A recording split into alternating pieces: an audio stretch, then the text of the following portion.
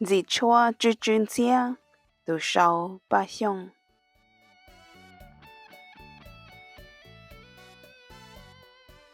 Dì chua chú chuyên chia.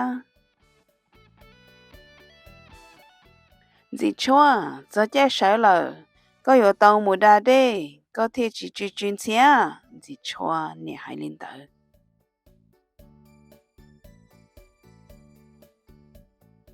Đà đê.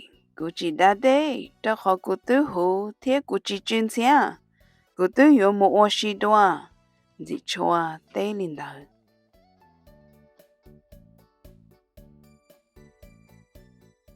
Trên dì chua kia mù ô xì lờ. Dì chua kia mù cho nữ tù phong yêu tê lì. Tê lì nô tìa dì chua cụ nó đã chỉ chú chuyên chia. Có bỏ nó chứ. Dì chua tê tìa cụ chỉ nó chuyên chia à. Trên dì chua kia mù lờ. Dì chua kia mù rộng rộng nữ tù phong yêu lôn chì. Lôn chì nô tìa dì chua rong lý lên tù chú chuyên chia. Bố yêu có. Dì chua tê tìa chỉ yêu cú à. Trên dì chua kia mù lờ. Dì chua kia mù nhỏ rên đợi nữ tù phong yêu tú à. Tú à nô tìa dì chua rong lý dùng cho chóng có bố bỏ. Dì chua tê tìa cú chỉ bao yêu vì lý cha dùng cho chóng. Trên dì chua kia mù lờ. Dì chua kia mù lòng nữ tù phong yêu mô yên thả.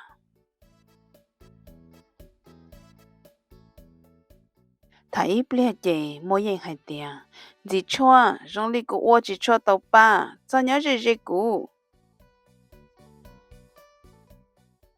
Dì chua sai sai. Trên dì chua tê kia mù chế lợ.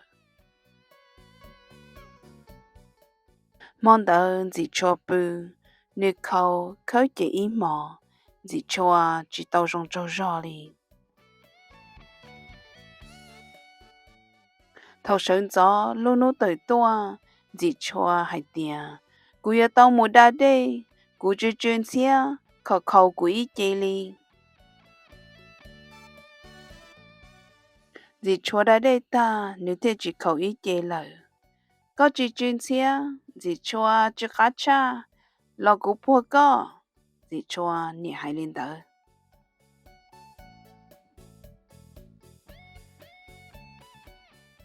Dì nô nò mù. Cú yếu đà đê chua nô. Sao linh nò. Yếu chú tàu đà đê. Thế chỉ chú chuyên chia.